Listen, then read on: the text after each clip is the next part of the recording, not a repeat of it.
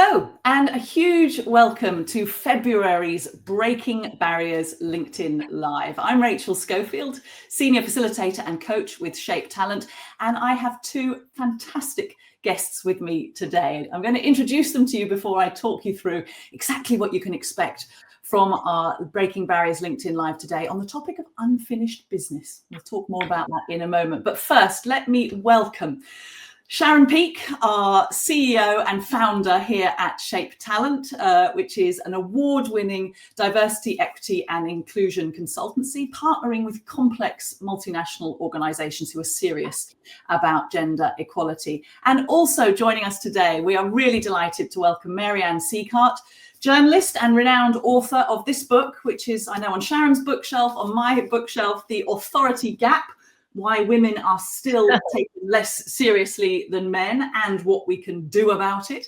And now also the founding partner of the Authority Gap consultancy, working with businesses to address and tackle their authority gap. Great to have you with us, Mary Ann, and Sharon, as always, great to have you. And what can you expect from today? Well, we have a juicy 45 minutes. We're going to spend around half an hour talking to Mary Ann and Sharon around the whole issue of unfinished business. As I say, what do I mean by that? Achieving true equality, inclusive leadership and progress for all women ahead of International Women's Day 2025. What we've done is we've kind of stolen a march on International Women's Day, which is happening, of course, on the 8th of March. But today we are leaning into that topic in advance, thinking about achieving true equality for all women, because the topic for the UN's International Women's Day this year is all about all women and girls' rights, equality and empowerment. And as always, with these Breaking Barriers LinkedIn Lives, we want to dive into that topic, but we also want to give you practical takeaways, strategies, things to be thinking about for your organization as you strive to achieve true equality. So with that in mind, after the half hour that I will spend chatting to Mary Ann and Sharon, we'll also make some time, around 15 minutes, for questions. So please get those in early, use the chat, because you snooze, you lose. We always find people suddenly get second wind, with 5 minutes to go and your question might not get answered. So this is a fantastic opportunity for you to put questions to Mary Ann and to Sharon around the topic of achieving equality for all women and girls, with that intersectional lens, also thinking about the new generation of women coming through.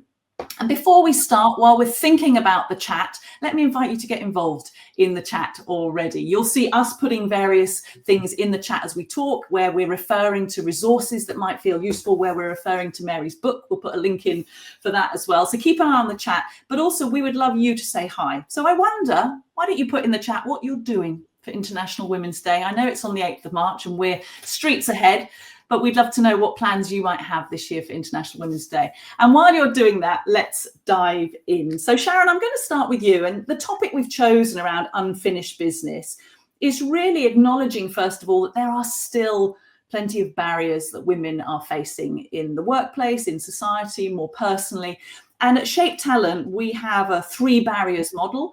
And I wonder if you'd like to start by kind of walking us through that and highlighting some of the barriers that women still very much face in 2025. Yes, of course. And firstly, can I say how excited I am personally to have Mary Ann here to discuss this topic with us. So let me just put that out there. This is a great opportunity for us to discuss a really important topic. So Rachel, yes, there is still unfinished business. According to the UN, we are 140 years away from achieving gender parity at managerial level around the world. So it's about 4 or 5 generations. It's way too long. There is still a lot to do. We have our own model, which is the product of an in-depth literature review that identifies the barriers that get in the way of women's career progression. And we're looking here specifically at the workplace. So it identifies those barriers into 3 buckets. So the 3 barriers model starts with societal barriers. So these are things, everything from lack of access to affordable childcare, which is an issue in many countries, including the UK, through to lack of representation in politics for women, which has a knock-on effect of the policies that are produced by government, through to gender stereotypes. So how society sees the role of men and women. And largely many countries around the world, even the most gender balanced society, sees the role of women as nurturers and men as breadwinners. So that's societal barriers. The second barrier is organizational barriers. So here the barriers can be systemic, but they can also be cultural. The systemic barriers are things like what we call the development gap. So the fact that women don't have equal access to powerful networks, they don't have equal access to sponsors, people in the organization that will raise their profile and advocate for them. They don't have access to what we call critical experiences. So the things, and Mary Ann talks about this in her book as well, the things that are building blocks of careers, high profile, high visibility assignments that get you seen, get you show your performance and your capability. So there's a development gap that happens in organizations. Sadly, there is also discrimination and harassment more often than we'd like to think. So that's a reality in organizations, sexual harassment, microaggressions happening in the workplace. And there's also a tendency in organizations to think leader, think man. So when you're thinking about what's required for leadership, how leadership is demonstrated, often will have a mental association with a man. So this is what's going on in organizations. It can also be cultural. Organization cultures that are always on, the 24/7 mentality, disproportionately disadvantages women who have more of a caring responsibility often in the home, so less time available to devote to work. So that's organizational. And then the third of the three barriers model is personal barriers. And these are the penalties that apply at an individual level. So, for example, the double bind, which is a situation where women can generally be either likable or seen as competent, but it's very hard to be seen as both, a leadership likability penalty. So women being penalised for the same behaviours that men are rewarded for. And the other thing that's a personal barrier is the work-life interface. So women often having this double burden of paid and unpaid work. Even in the Nordics, the most gender equal part of the world, there is more of a double burden that women carry. So that's the model. We basically encapsulate the barriers that women face in their career progression as societal, organizational, personal, and of course they're interlinked. They're all very nuanced and they're interlinked. There's 21 sub-barriers that sit underneath that. Yeah, fascinating. Thank you. Just pausing for a moment to say thank you for those people who are getting involved in the chat, thinking about what they're doing on International Women's Day. Do keep those coming. We're always fascinated to see how people are celebrating. But let me come to you, Mary Ann, now, when we're talking about where are we now? What are the kind of barriers? And in your book, obviously, you do a lot of work on this. You've done a lot of research. I have to say, I once was sharing with someone, I was saying, you should read Mary Ann Sieghart's book. It will make you want to throw things. I read it in chunks and put it down because my anger levels were kind of rising. But I wonder then, in the light of what Sharon was saying about our three barriers model at Shape Talent, what's resonating for you? What's coming up for you as related to your own research and experiences? Yeah, I mean, I think that is such a good analysis, Sharon. You've really covered. I've yet to see the 21 sub barriers, but you know, that's a fantastic exploration of the landscape. And I think what we mainly focus on at the Authority Gap Consultancy are the organizational and the personal barriers.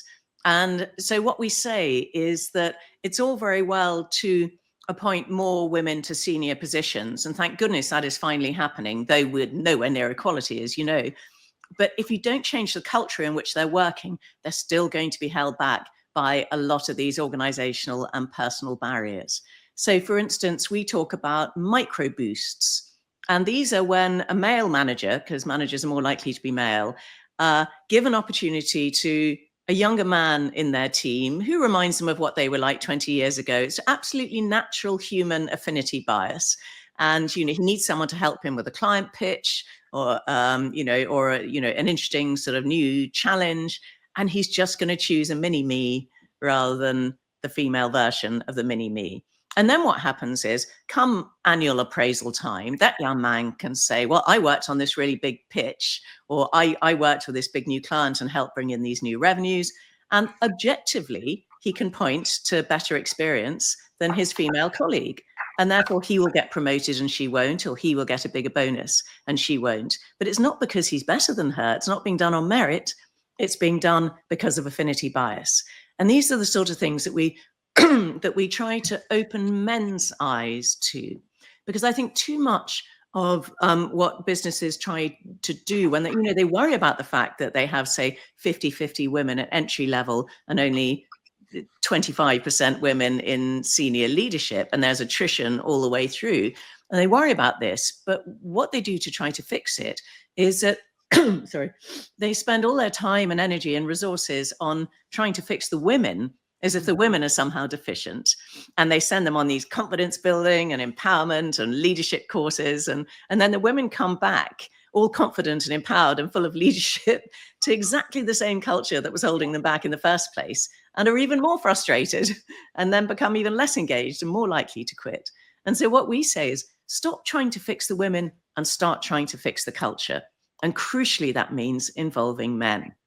Now, there's some fascinating Boston Consultancy Group research showing that in businesses in which men are involved in gender equality, 96% report progress, compared with only 30% when men aren't involved.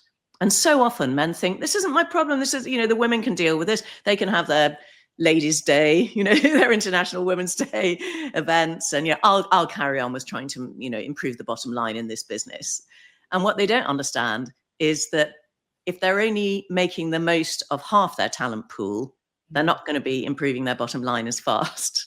And therefore, it's actually in their interests to join this conversation. It is not a zero-sum game. Any manager who wants to get the best out of his team, I say his advisedly, has to make sure that the women's potential is being maximized as much as the men's. And at the moment, it just clearly isn't. Yeah. If you look at, almost any organization, you find, in fact, the McKinsey Lean In study found that on the very first rung of the managerial ladder, for every 100 men who are appointed to manager, only 81 women are. And that's a ratio that's actually fallen recently, despite the fact that women are actually entering the workforce with better educational qualifications on average. Yeah. So this goes all the way through. And I think what you were saying about the double bind is very important. It's how we perceive women. So it's not women we need to fix, but how we all perceive and interact with and react to women. And so there's been some fascinating studies of adjectives used in performance appraisals, for instance. Now, men are 3 times more likely to be described as confident than women, but women are 10 times more likely to be described as abrasive than men. Now, I think they are probably showing exactly the same character trait, but in a man, it's confident. In a woman, it's abrasive or strident or aggressive. It's also fascinating to see that men are twice as likely to be described as intelligent, even though we know that women are just as intelligent as men. 3 times more likely to be brilliant, twice as likely to be talented. Now, do we really think men are twice or 3 times more brilliant or talented than women? Of course not. But that's the way they're perceived. And so if these are the adjectives used in performance appraisals, of course, men are more likely to be promoted than women. So we've really got to investigate our own biases. And that includes women as well as men, actually, because we've all been infected by the same stereotypes. And we've all been brought up in a society in which, as you say, think leader, think male. So it's really a question of becoming more aware of what we're doing. Yeah, let me bring you back in on some of that, Sharon, because I can see you nodding vociferously. And it was reminding me of when you and I met early on. I was sort of watching some of the presentations you'd given and some of the stats around people's views on people like Angela Merkel and the fact that it's not just men who kind of can't envisage female leaders, that actually there's stuff going on for us as women as well, that we lack imagination, we have our own unconscious bias. What are you noticing as you were listening to Mary Ann? Yeah, absolutely. Nodding at every single point. I mean, all of this, so many of us can relate to personally, as well as, we're familiar with the data, but at a personal level, so much of this resonates. I love the concept of the micro boosts. It is little things that are often overlooked, that small, seemingly small decision to choose John instead of Jane for that project. It seems small, it seems it's just one person, but it's symptomatic of what happens all the time, and collectively that is a big barrier for women. The broken rung analogy as well, with for every 100 men promoted to first line leader positions, only 81 women are. It's even worse when you overlay intersectionality. That was US data, and Mary Ann will know this already, but when you look at Black women and Latina women, those numbers drop off a cliff. I mean, they're much, much lower. So not all women have the same experiences either, which is really important to acknowledge. Yeah. In fact, let's lead into that issue, because as I say, the theme for the UN International Women's Day this year is about for all women and girls. And that theme of intersectionality is a really interesting one. We certainly know at Shape Talent, Mary Ann will be the same, that research shows that women are not all impacted in the same way. Intersectionality really key on this.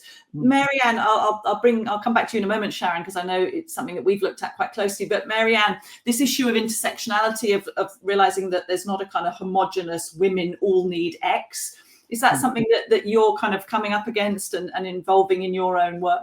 Yeah, absolutely. So women are twice as likely as men to say that they have to provide evidence of their competence. And, you know, this is a very good illustration of the authority gap, that we just expect men to be more competent. We accord them more authority than women. So women are twice as likely as men to say this. Women of color are twice as likely as white women to say this.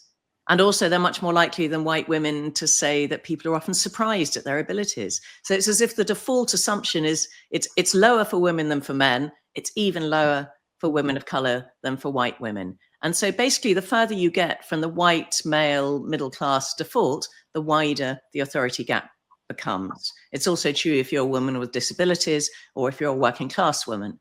So, you know, Sharon and I are white, middle class professional women. That means our authority gap is narrower than if we were Black women or working class women. Yeah. And Sharon, come in on this as well, because I know it's something you feel very strongly about.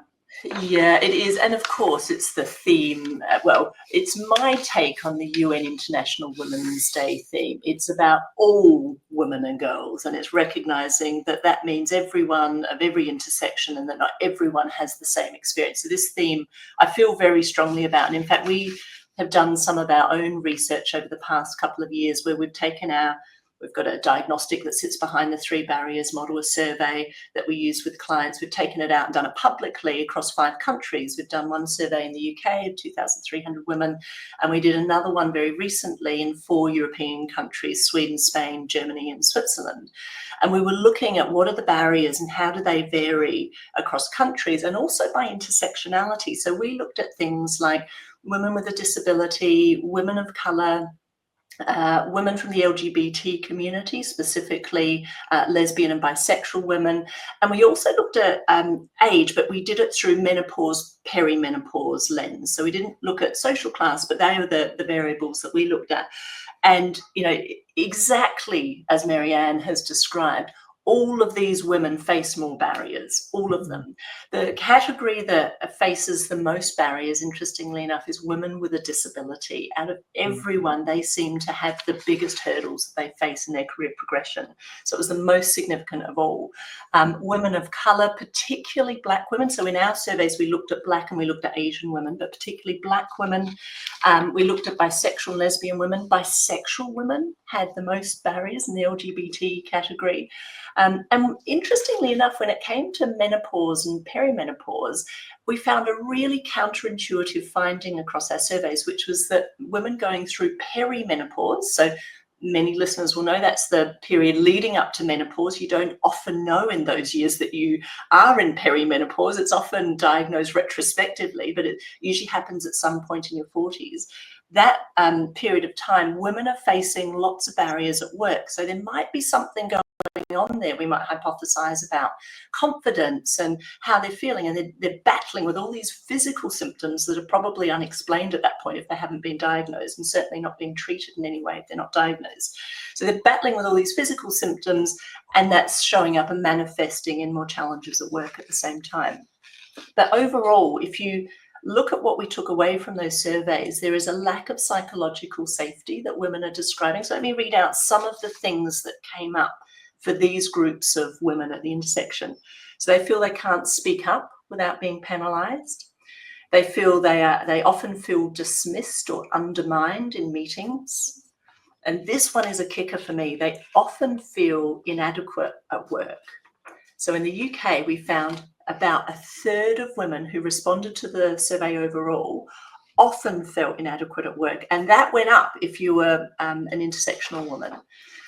We also found that women avoid raising problems at work because they don't want to be seen as a problem themselves. And then the final one, women at the intersection of any of these underrepresented groups don't feel that bullying and harassment is dealt with adequately. And that's a real problem, because that was the #1 predictor of leaving intention in our survey. So if you don't feel that bullying and harassment is being dealt with adequately, probably because you've experienced it and you're not getting any satisfaction, that's the most likely reason you have to leave the organisation. So those women are a high flight risk. Yeah, I was just thinking, Sharon, as you were saying, that's worth me reminding people. We did a really interesting LinkedIn Live last month on intersectionality. If that's something that interests you, do go back and have a look at the Shape Talent page. You can watch that back. We had some fantastic guests, and we have an intersectionality ebook as well, which is a really practical guide to creating an inclusive workplace. I think we'll probably drop that in the chat because that's really accessible for people. Let's move on, because Mary Ann, you were mentioning, and it's shown up in the chat, it's obviously resonated with people, the issue around involving men. Lorraine in the chat saying it's a really good point around involving men. We have found in feedback that after training, they're still struggling to put all that they have learned into practice. Dr. Matt Jacobs saying, my research shows there's a need to develop a critical consciousness, particularly in men. I'll say more about Matt Jacobs a little bit later. But this issue around making sure that this discussion is not just a discussion for women, it's a discussion for men as well. What are you noticing there, Mary Ann? What do we need to be thinking about? And how do we do this effectively so that men aren't alienated by the process, they're involved in it? Yeah. Well, first of all, to do it effectively, it's not one and done. So that's why I think this person was saying they're struggling to put all they've learned into practice. And that's because they've probably only done one session. And so what we suggest is either 3 or 4 sessions a month apart. And after each one, they commit to doing 3 things differently.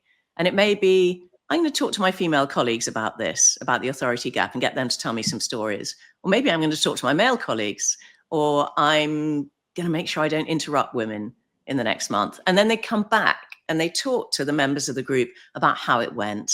What worked, what was tricky, was it easy or difficult to remember what they'd committed to do, all that sort of thing. And by the time they've done 3 or 4 of these sessions, it really starts to become embedded. And a lot of men have said to me, I had no idea of the existence of the authority gap before. Now I see it everywhere. And once their eyes have been opened and they see it, they can actually do something about it. And, if one of their male colleagues interrupts you, say, at a meeting, they can say, oh, hang on, I was really interested in what Rachel was saying there. Or suppose you make a point at a meeting and no one takes any notice until a man repeats it 10 minutes later and he gets all the credit. Then they can say, oh, I'm so glad you agree with what Rachel said earlier. There are tiny interventions that make a big difference, that are really easy to start to do. It's not rocket science. It really isn't difficult for them. And they don't lose anything themselves as a result.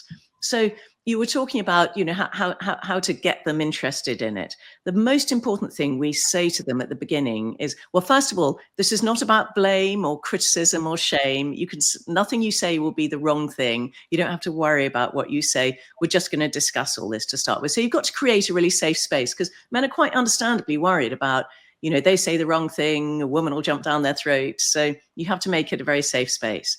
And then we explain what men can actually gain from closing the authority gap, not just at work, but at home, in every aspect of their lives. I mean, women will basically like them a lot more if they treat them with equal respect and listen to them as avidly as they listen to men, and don't mansplain to them and don't interrupt them, all these sorts of things, don't dismiss their ideas. Women, we love men like that. And we spot them a mile off. Within about 2 minutes of meeting a man for the first time, we can tell whether he's one of those guys or not. And we really like them. We want to work with them. We want to be friends with them. We like them as romantic partners. Okay. So it's very much in the man's interest to do this on a very personal level, but it's also in his interest to do it on a business or organizational level, because he will get so much more out of his team if the women feel they can contribute as much as the men. He will get more innovative ideas. He will get them contributing more. They will be more engaged. They will be more loyal. They will work harder. They will be less likely to quit. So it's an absolute no-brainer in business terms, and it's also a no-brainer in personal terms. And once you explain this to them, you don't necessarily have to appeal to, well, are you a father of daughters? Or, don't you think this is fair? Shouldn't we be doing this out of social justice? You don't have to appeal to their altruism. You can actually say this is very much in your interests. Yeah, Jodine saying 100% in the chat, and Sarah saying, I think the translation to practical, actionable steps is really important for change to happen and to help men and women feel less unsure or awkward. Sharon, maybe pick up on that, the idea that there's sort of the theory, but also helping men, if we say it like that, but helping everybody think about, what does this look like in practice? What can I go away and do and experiment with? Yeah, I mean, it's such an important point, and I've got a view that not everyone agrees with on this, actually. I've been criticised quite publicly on LinkedIn for this. There are feminists with different views on the role that men play in the solution, but my view is, as with Mary Ann, that you have to involve all gender, men, women, non-binary community, all genders in the solution, because at the heart of many of these barriers is gender stereotypes and kind of our subconscious ingrained beliefs around how we expect men and women to behave in the workplace, outside of the workplace. So we need everyone to be part of the solution, and everyone benefits from being part of the solution. Many of our audience will know that the tide has been turning on gender equality. So progress is starting to slow down, it's stalling. There was a study done by King's College and Ipsos at the beginning of last year that interviewed people across 31 countries who found that half the world basically thinks we've done enough with gender equality. Enough is enough. Haven't we ticked that box, was the message behind that research. And of course we haven't, but there is a huge gap between the perception of where we are, because we've been talking about it for a long time, and the reality of where we are. So as Mary Ann said, we need to involve men in particular in the solution, because men disproportionately hold the power in institutions and organizations. But to my mind, we've got to engage them in a way that doesn't put them off. People are already heard enough at this point. So we've got to involve them in conversation, show them what's in it for them, but also hold them accountable for being a part of the change. That BCG statistic is really striking, that when men are involved, almost everyone makes progress. Every company makes progress. When men aren't involved, a third of companies make progress. It's really striking. The role of men matters. And sometimes I liken it to the challenge that the suffragette movement had.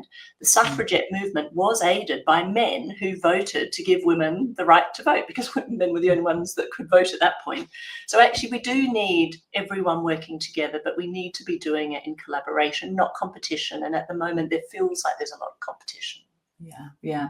And I'm going to, in a moment, I've got a couple of question areas I want to still come to, one of which is that sort of pushback, but I think we'll finish with that. But just to say that do start putting, I can see the odd question appearing in the chat. So now's your moment to start putting any questions in, because I can keep my eye on the chat to leave some time for that. But I just wanted to move very much into that practical space, because we were making the point that there's the theory, but actually practical, actionable steps. So let's look ahead now. And Mary Ann, if we're thinking about this unfinished business, if we're thinking about 2025, what are the key steps that organizations could be taking over the next year to really kind of tackle the unfinished business of gender equality? And I know that's a huge question in many ways, but when people are coming to you and saying, okay, Mary Ann, what should we be doing? Where should we be starting? What are you advising them? Well, what we say is, first of all, test your existing culture, because I bet you don't realize what it's actually like. I mean, we don't say that, but in practice, they don't realize what it's actually like. Particularly the men don't realize what it's like for the women. And so, yeah, we also have a diagnostic tool like Sharon does, which is a quantitative research, but we also do qualitative research in which we talk to women at all levels in the organization and just ask them for anecdotes about their experiences of the authority gap there. And of course, we anonymize these stories and we take them to senior management and say, this is how different people can experience the same workplace in different ways. And that is really eye-opening, I think, for them. And then what we also do is we then use these stories in our training, because in order to get people to commit to change, of course, you've got to use their heads, and so we give them all sorts of data about, how the authority gap exists and how it harms businesses, and how closing it can help their business. But you've also got to engage their hearts, because if you really want them to change, and it is quite an emotional thing, they've got to make the emotional commitment to change. And so what we do is we get them, the managers who are mainly men, each to stand up and read out one of these stories from their own colleagues. And of course, they have to read it out in the first person. And it will be something like, I was at a meeting last week and I was quite an expert on the subject, and I made several suggestions. None of my male colleagues took any notice until one of them made the same suggestion, and he got all the credit for it. And we asked each woman also to do a line on how it made her feel. And this woman said, it made me feel belittled and humiliated and made me wonder, why am I working for this company? A man has to read this out. It's really powerful. And, you know, and then I can say, gosh, well, how would you feel if that happened to you? And, you know, of course he'll say, well, I'd be really annoyed. I'd be really frustrated. Yeah, I think you probably would. And then sometimes they say things like, what? But I mean, that sort of thing doesn't happen here. We're not that sort of company. And then you can say, well, you know, it did actually happen here. And that's why it's really important to get their own colleagues to talk about it. And, you know, of course, I can say, I'm sure you weren't one of those men and you weren't in the room, but this is happening here now. And then, you know, we can explain why it's much harder for men to notice this sort of thing happening, because they're not at the wrong end of it.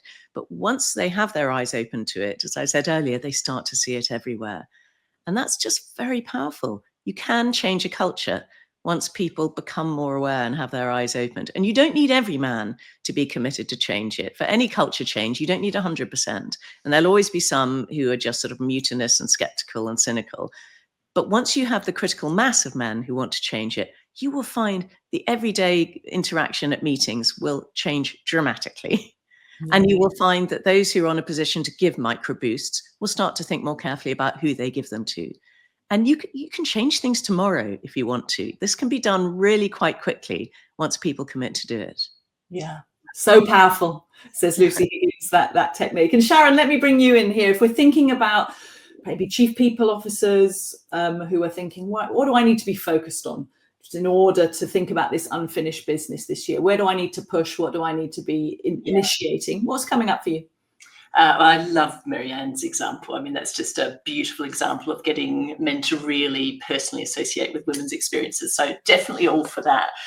We have our own change model as to what organisations need to do to build cultures that are gender balanced and gender inclusive.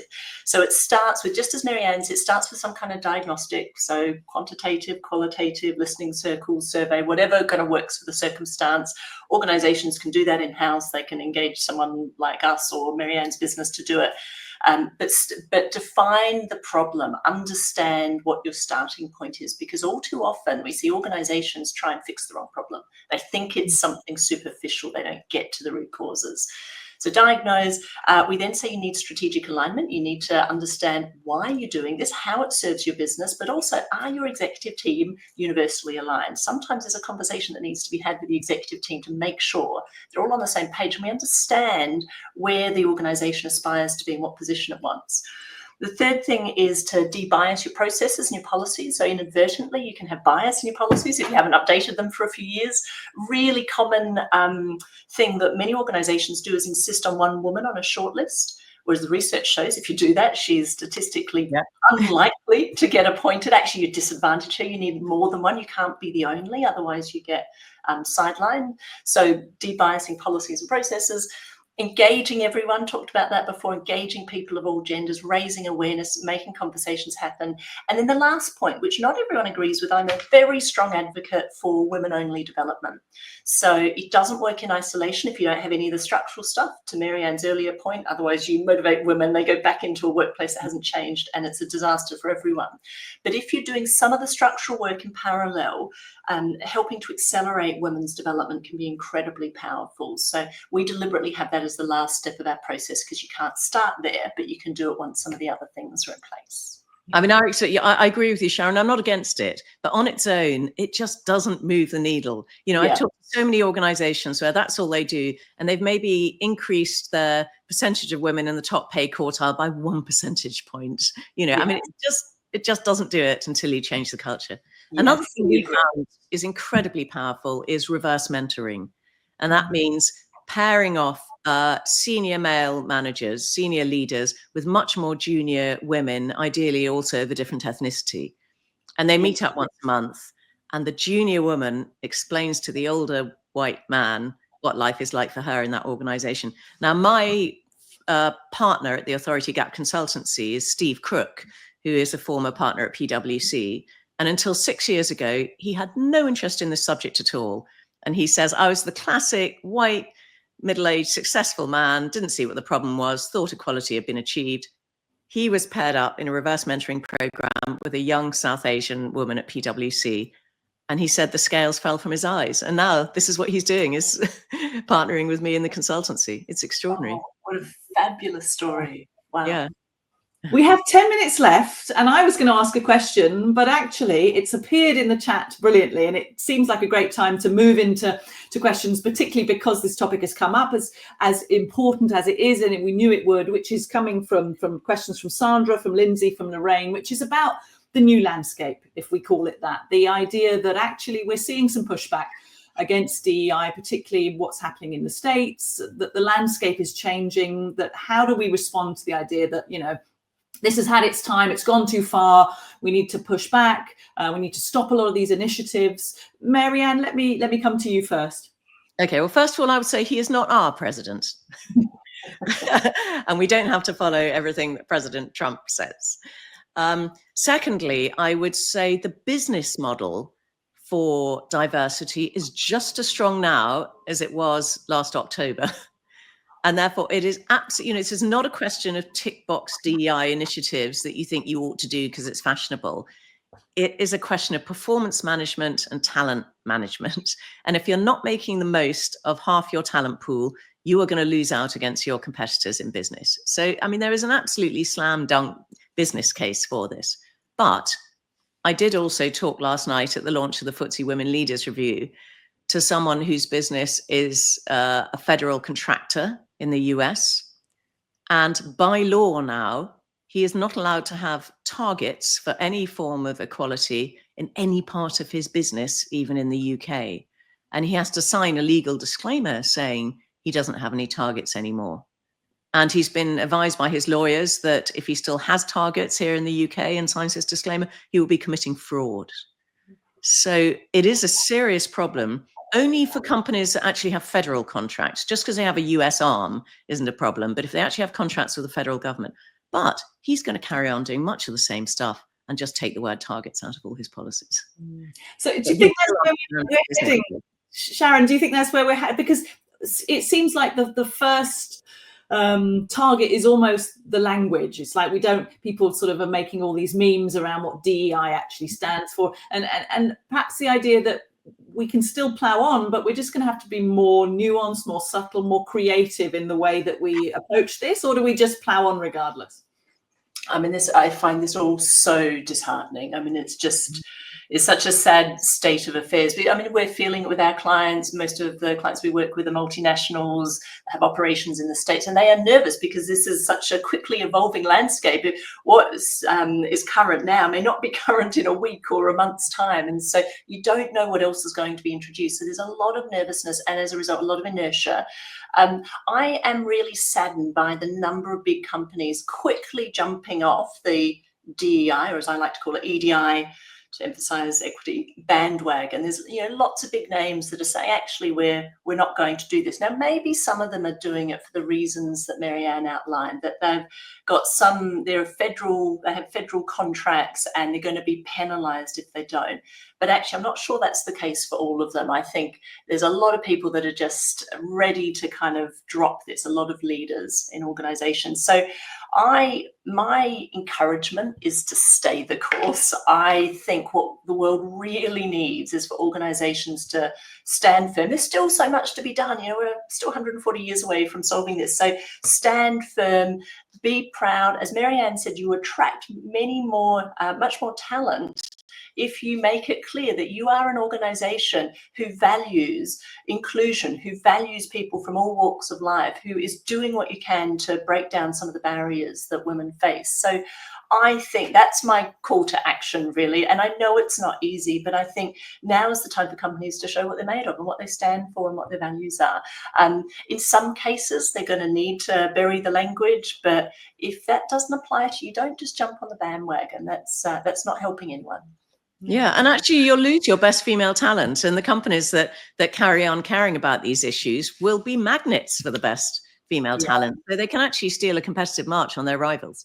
Yeah. And the other thing maybe to say is that imagine how all those individuals that are employees of these huge multinational companies who employ tens of thousands of people, imagine how they're feeling, particularly in the US, but all around the world right now. All of a sudden, if companies are dropping their targets, they're dropping their EDI programs, how valued are you going to feel? What incentive do you have to work hard, to want to stay? I mean, it must be a really miserable place for people. And so I think organizations need to reach out to employees and just check in on them, see how they're doing, see what support they need. Yeah, and thanks to Cara Gregory, who's dropped a resource into the chat, another LinkedIn Live about the US legal landscape. So do have a look at that. Thank you for sharing that, Cara.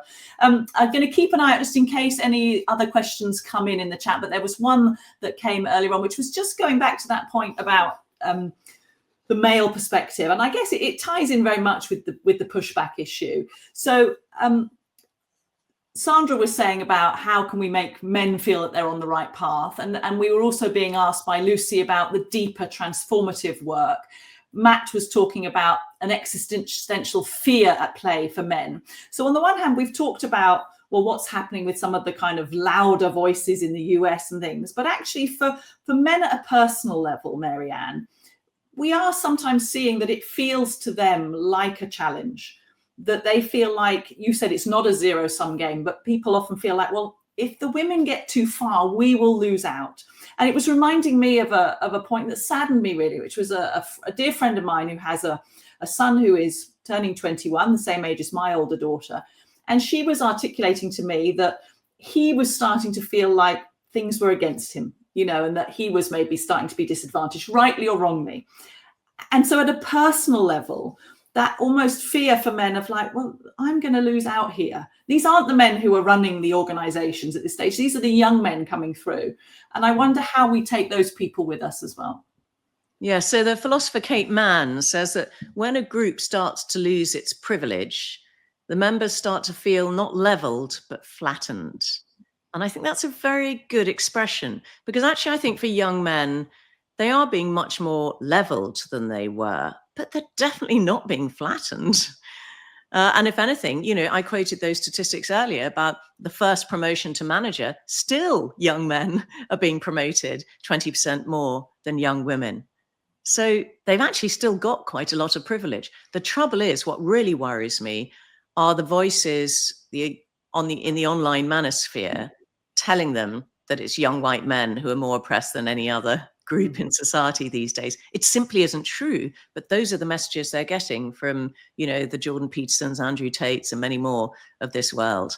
And I just don't think there are enough enlightened men acting as role models on the other side. And I wish more men would step up and say, no, guys, it's fine. It's fine. You know, you're actually going to have a happier and more satisfied life the way things are going. You're not going to be worse off. I always do this riff with men who are skeptical about it. And I say that all the academic research shows that both in more gender equal relationships, straight relationships, that is, in which the man and the woman share the chores and the childcare pretty equally, and in more gender equal societies, not only are the women much happier and healthier, which you'd expect, and the children are happier and healthier, which you'd expect, but the men are also happier and healthier. So they are twice as likely to say they're satisfied with their lives. Huge difference. Less than half as likely to be depressed, much less likely to get divorced. They tend to drink less, smoke less, take fewer drugs, get more sleep at night. And here's the absolute clincher, they get more frequent and better sex. So guys, what's not to like about this? Brilliant. I love that, Mary Ann. Thank you. And Sally Bell Chambers has put a super quote in the chat there. Do take a look at that. Really interesting. And Kieran also weighing in on that. Yeah. We're almost at time. So Sharon, I'm going to give you the final word, which is we've roamed far and wide. We've talked about the barriers that still face women, both you and Mary Ann, giving some fantastic examples of the organizational, the personal, societal barriers that face women. We've talked about intersectionality, the complexity of that. We've talked about the role of men. We've talked about the pushback against EDI. But because we've ended on that point almost, I don't want to end in a place that feels sort of, oh gosh, you know, this is getting tough. Look ahead for us as we approach International Women's Day 2025. Are you feeling optimistic, Sharon? I think if we take a broader perspective, this will be a blip on the horizon. If we were to graph progress over time, over decades, forget about 2024, 2025, this will be a little blip where something went a bit haywire for a few years, and then we'll get back to the upwards trajectory. I am feeling positive. It is going to take real commitment from leaders in organizations to make it happen, but the conversations that I'm having every day, every week with clients who are reaffirming that they are staying the course, they are staying true to their values, they are supporting their employees, is incredibly heartwarming. So yeah, I do have reasons for hope and optimism. Fantastic. We are at time. If you still have questions, do reach out to Mary Ann and to Sharon through LinkedIn. They would be delighted to engage with you. You can find out more about the work that they are doing. It is my role to say a massive thank you, Mary Ann, for joining Sharon and myself here on our LinkedIn Live. A reminder that you can get Mary Ann's book, The Authority Gap, and that is a fantastic read, really goes deep into some of the issues that we've been talking about. And looking ahead, let me tell you that if you've been looking in the chat, you will have seen some really pithy and interesting comments from Dr. Matt Jacobs. And Matt is our guest on next month's LinkedIn Live. That is happening at 10 a.m. on Wednesday, the 26th of March. The work that Matt does is a lot around masculinity in the role of gender equity in the workplace. So Matt and I will be unpacking men's role even more in shaping workplace dynamics, exploring those pathways towards greater gender equity. We talked about the fact that men need to be involved. Matt is so involved. He is there getting his hands dirty, working with people in this space. So join us for that, because I'm really looking forward to speaking to you then, Matt. In the meantime, stay in touch with us. Let's keep this conversation going. Thank you for your time today, everyone. See you next month. Cheerio. Bye-bye. Thank you all.